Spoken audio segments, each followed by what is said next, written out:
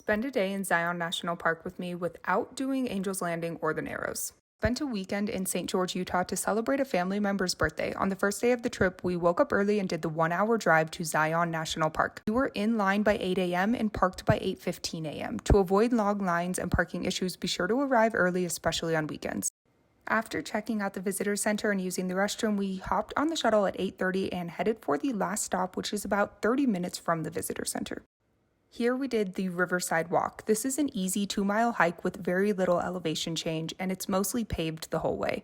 The canyon views and hanging gardens here are gorgeous. This is one of my favorite stops in all of Zion, which is saying a lot. I have visited this park more times than I can count and rarely skip this trail.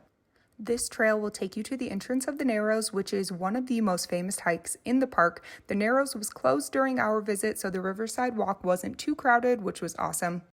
After about an hour here, we hopped back on the shuttle to the Grotto Stop. This is where you access a number of popular trails, including Angel's Landing, but we were here to take Kayenta Trail to the Emerald Pools. Normally, you'd access the Emerald Pools from the Zion Lodge stop, but the access point was closed, so Kayenta Trail it was. I am so happy we had to go this route because the views were excellent.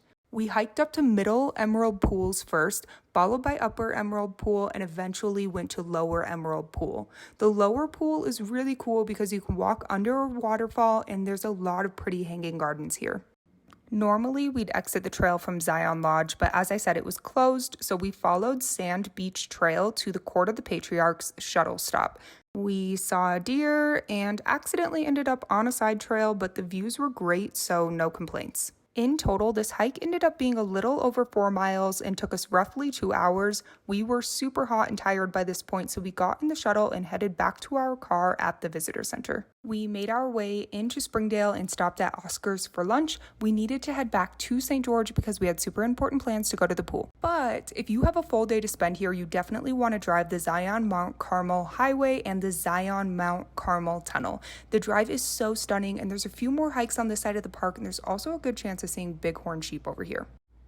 After wrapping up this weekend in St. George, Utah, I head to Lake Mead and Las Vegas and eventually Moab for a few more national parks. I will post additional videos from this trip, so follow along for more.